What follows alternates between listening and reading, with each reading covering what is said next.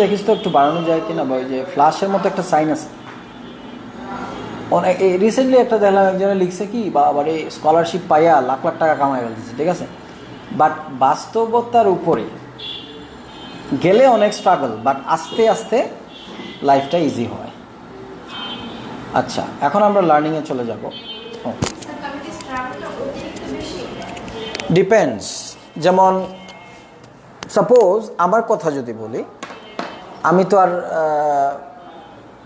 হয়তো পিআরের জন্য অ্যাপ্লাই করতাম বা মাস্টার্স, আমারও স্ট্রাগল হতো। ওয়াই? হ্যাঁ, if I got full scholarship that would have been different. Chances ছিল, যেহেতু আমার একটা long experience plus PT score and everything. কিন্তু হ্যাঁ, ফুল স্কলারশিপ পাইলে, বাট সেটা কিন্তু extremely talented, high score of PT, IELTS high score লাগবে বা পিটি, এবং এক্সপিরিয়েন্স যদি মাস্টার্স বা রিসার্চ বেসড হয়, এটার একাডেমিক ব্যাকগ্রাউন্ড এক্সপিরিয়েন্স সব কিছু মিলাই, আবার সেটা তো সবাই পাবে না। তার মানে কি, সবার ক্ষেত্রে বেশিরভাগ স্ট্রাগল ইজ দেয়ার, বাট স্ট্রাগলের পরে যারা সিরিয়াস থাকে, স্টাডিটা করে, তাদের গিয়ে ফিউচার ব্রাইট। আর যারা ওই ফাঁকিবাজি করবে, কোনো মতো স্টাডি করে না, খালি কাজ করার ধান্দা, স্টাডি বাদ দিয়ে দেয়, এক সময় তাকে আসতেই হবে। এখন আর সেই দিন নাই যে আপনি হাইড অ্যান্ড সিক খেলবেন আর থেকে যেতে পারবেন। ওইটা মাথায় রাখতে হবে যে গন আর দোজ ডেজ। আচ্ছা, আমাদের পারপাস হচ্ছে speaking today, so we are going to start fresh from today with the speaking module. So লাইভে যারা দেখবেন সবাইকে নববর্ষ শুভেচ্ছা। প্রথমে এবার একটু ডিফারেন্ট গেল, আবার ড্রোন শোটা হইল দেখলাম, হ্যাঁ ভালো লাগছে এই ড্রোন শোটা। আর হচ্ছে আপনাদের আমরা নববর্ষের একটা বিশেষ অফার দিচ্ছি পিটি আইএলস ইংলিশের উপরে। এটা আমাদের পোস্ট আছে, যারা দেখবে ডিসক্রিপশনটা দেখে নেবেন। আর কিছু বেসিক ইনফরমেশন যেটা সবসময় ইম্পর্টেন্ট, প্রত্যেকটা মডিউলের সময় আমি নর্মালি মাঝে মাঝে লাইভে বলি। তো যেমন স্পিকিংয়ের ক্ষেত্রে অলরেডি হয়তো আমরা বলেছি, ডিসকাস করছি, but time to time updated ইনফরমেশনগুলো দেওয়ার ট্রাই করি। For example, before we start, কয়েকটা বেসিক জিনিস আগে আমরা স্পিকিংয়ের বুঝে নেই। PT speaking, first of all PT speaking আগের চেয়ে একটু চ্যালেঞ্জিং, এটা কিন্তু সত্যি। কিন্তু আমরা এখনও এটা বলবো না যে আইএলসের মতো এত কঠিন। মানে এখানে ডিফারেন্সটা আমি সিম্পলভাবে বলি যে কেউ যদি ইংলিশে অনেক অ্যাডভান্সড হয়, লাইক তার স্পিকিং খুবই ভালো, শর্ট টাইমে তার জন্য আইএলসের স্পিকিংটা কমফোর্টেবল হবে। আমি একদম ফেয়ার একটা অ্যানালিসিস দিব, তাই না? তার জন্য আবার পিটিটাও ভালো হবে, বাট পিটিতে তার হয়তো বা একটু টেকনিক্যাল ব্যাপারটা বুঝতে হবে, হুট করে দিলে সে পারবে না। এটাই হলো ডিফারেন্স। আর জেনুইন স্পিকিং যার ভালো, সে আইএলস স্পিকিং ফর্মেট না জানলেও সে ভালো পাবে, যদি সে ন্যাচারালি বলতে পারে। আর পিটিটা হচ্ছে ওই ব্যক্তি পিটিতেও ভালো পাবে, বাট তার টেকনিক্যাল সাইডটা খুব ভালোভাবে বুঝে।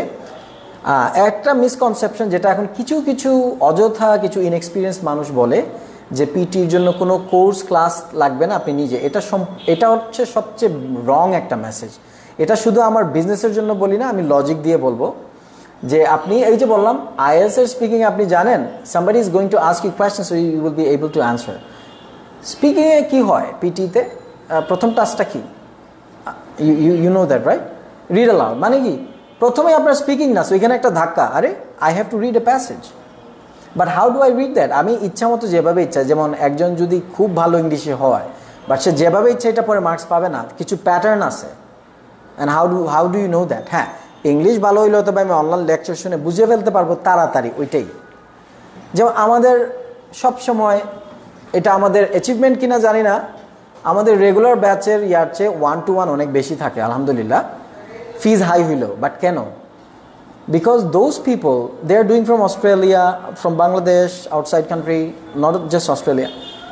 এখানে হচ্ছে they are very good in English, মানে 1-to-1 যারা করে নর্মালি আমার ম্যাক্সিমামই খুব ভালো ইংলিশে। Still they are paying a good amount of money for sessions.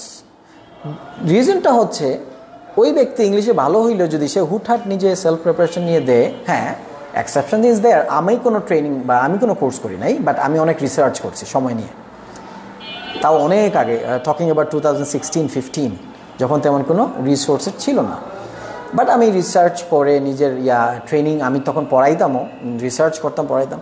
So এটা আমার একটা আলহামদুলিল্লাহ অ্যাচিভমেন্ট, বাট এটা সবার এত সহজ হবে না। তো বেটার হচ্ছে গাইডেড সেশনস। রিড অ্যালাউড কীভাবে পড়বেন, কোন টাস্ক থেকে কোন আরেকটা টাস্কে মার্কস যাবে, কেন যাবে, কোন টাস্কগুলো টার্গেট করতে হবে, কোনটাকে আবার কোন প্যাটার্নে আনসার করলে মার্কস, প্রত্যেকটা আলাদা।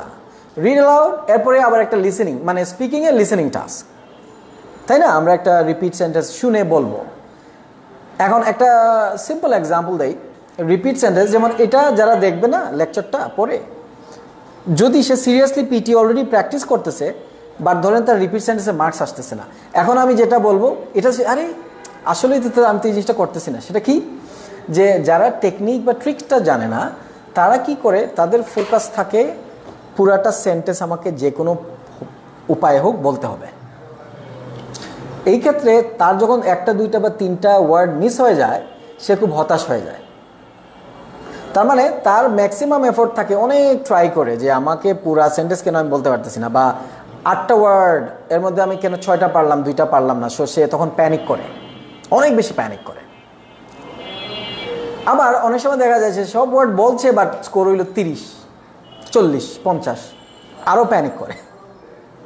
কারণ যেমন একটা সেন্টেন্স যদি এভাবে প্লে করে কেউ যে the PT students at SIL are really serious about their studies, suppose এটাই একটা সেন্টেন্স। এখন কেউ একজন বললো the PTE students at SIL are really serious about studies, পুরাটাই কিন্তু আমি বলছি, কিন্তু আমাকে দিবে 30, 40, গ্যাপে গ্যাপে থেমে থেমে চিন্তা করে হেজিটেট করে বলছি না। তার মানে ওই ব্যক্তি ট্রিকটাই জানে না যে আমি থেমে থেমে চিন্তা করে কারেক্ট করে পুরাটা বললে আমার কোনো কিছু যায় আসে না, লাভ হবে না, একেবারেই হবে না। মানে এমন না যে কিছু অনেকটা দিয়ে কিছু কমাবে না, একদম ধাপ করে 30-40-এ নেমে আসবে, 25-এ নেমে আসবে। আবার একই সেন্টেন্সের অর্ধেকও যদি কেউ এভাবে বলে যে the PT students at seal, আর বললই না, এই ব্যক্তি পেয়ে যাবে 55 to 60, আর পার্সেন্টেজ ওয়াইজ যদি এটা 50%-এর বেশি হয় তাহলে এটা 65। এখন এই ইনফরমেশনটা আমাকে কে বলবে? ইয়েস, ইউটিউব অনলাইনে লেকচার্স থাকতে পারে, বাট এটা আপনার এই ট্রিক ওয়াইজ আপনি পারফর্ম করতে পারতেছেন কি না, you need an expert teacher for that. এই যেমন দেখবেন যে এই যে এইপিনিতে এখন নতুন এই যে আমি যে প্রোগ্রামটা রান করতেছি, মানে আই এম দ্য মেন্টর, ওই যে পাস প্রোগ্রাম, $200 দেখবেন একটা প্রোগ্রাম আছে। পাস বলতে কি, AI plus human teacher guide. তার মানে সে 25,000 টাকা দিয়ে আমার ক্লাস এবং ওই যে পোর্টালটা নিল, automatic scoring, but as a teacher I am giving guidelines, checking their homework, giving feedback. Why? ওই যে আইডিয়াটা যে don't just depend on the AI scoring inaccurate হইতে পারে, যদিও এই ইউনিটটা 90%, 85 to 90% অ্যাকুরেট, 90% মিনিমাম অ্যাকুরেট। তারপরে তো ওই ব্যাপারগুলো থাকে যে কারণে গাইডেড লার্নিং ভালো। আর যদি কেউ খুবই কনফিডেন্ট থাকে, সে নিজে একজন গুড লার্নার, রিসার্চার, ইংলিশ খুবই ভালো, তো সে হয়তো বা সেলফ স্টাডিতে। কিন্তু যারা মোটামুটি ভালো অর উইক, তাদেরকে এই ফুলস ওয়ার্ল্ডে নিয়ে যায়, এসব কথাবার্তা বলে। তখন সে কি করে, সে প্যাকেজ কিনে, এই পিনি আলফা টালফা কিনে প্র্যাকটিস করেই যায়, বাট সে ট্রিক্স জানে না, টেকনিক্স জানে না, ওর রাইট ওয়েতে করতে পারতেছে না, ওর তার স্কিলই নাই, কিন্তু সে ট্রিক্স ট্রাই করতেছে। ওকে, যেমন আরেকটা এক্সাম্পল দেই, রিড অ্যালাউড। ধরেন আমরা বলি না যে একটানা ফ্লুয়েন্টলি পড়বেন, মানে প্রথম যে টাস্কটা আমি দেখাইলেই সব ক্লিয়ার হয়ে যাবে। বাট কেউ যদি একটা সেন্টেন্স পড়তে পারে না প্রপারলি, তার মানে তাকে প্রথমে ওয়ার্ডস নিয়ে কাজ করতে হবে, যে how to pronounce words then sentences. তার মানে কি, তার তো তাইলে অনেক লেংদি হয়ে গেল। Am I correct? যদিও most of them are not that, but অনেকের তো আছে। তো ওইটা হতো মাথায় রাখতে হবে। সাপোজ আপনি সেন্টেন্স পড়তে পারছেন না প্রপারলি, কিন্তু আপনি ওই যে কেউ একজন বলছে সেলফ স্টাডি করলে ধুমাধুম হয়ে যাবে, আপনি ট্রাই করেই যাচ্ছেন, কিন্তু আপনার দরকার আলাদা আলাদা আগে ওয়ার্ড নিয়ে কাজ করা, প্রোনাউন্সিয়েশন নিয়ে কাজ করা, সাথে রিড অ্যালাউড চলবে, বাট কীভাবে চলবে। ওকে, আরও কয়েকটা ইম্পর্টেন্ট ইনফরমেশন দিয়ে স্টার্ট করি। ইয়েস, টেমপ্লেট কেউ যদি খুব কমন টেমপ্লেট ইউজ করে, স্পিকিংয়ে টেমপ্লেট বলতে কি, যে খালি লাইন মুখস্থ করলাম আর বলে গেলাম এবং সবাই একই জিনিস বলে যাচ্ছে, তাহলে চান্স আছে যে 0 দিয়ে দিবে। ওকে,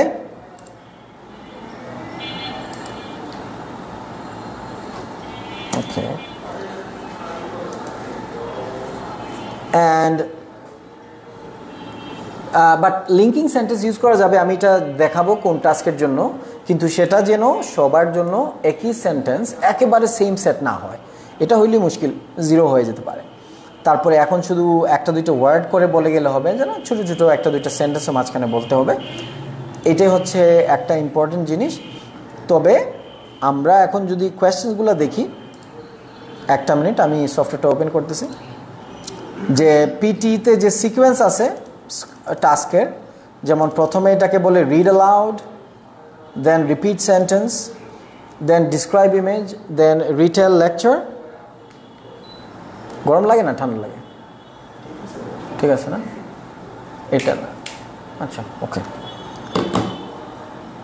এই সিকোয়েন্সেই হচ্ছে ইম্পর্টেন্স অফ কোয়েশ্চেন্স, মানে রিড অ্যালাউড প্রথমে, এটা খুব ইম্পর্টেন্ট, রিডিংয়ে যাবে মার্কস, এরপরে রিপিট সেন্টেন্স শুনে বলতে হবে, এটা লিসেনিংয়ে যাবে, তারপরে ডিসক্রাইব ইমেজ, এটা 3 নম্বর ইম্পর্টেন্ট কোয়েশ্চেন, বলতে হবে মানে ডিসক্রাইব করতে, দেন রিটেল লেকচার।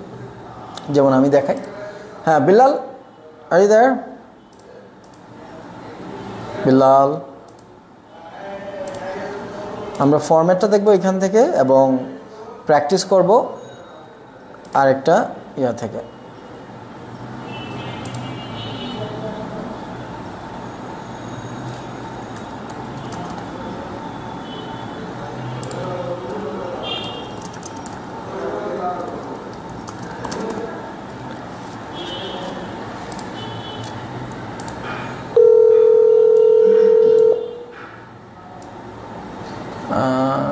সে কোথায় চলে গেল?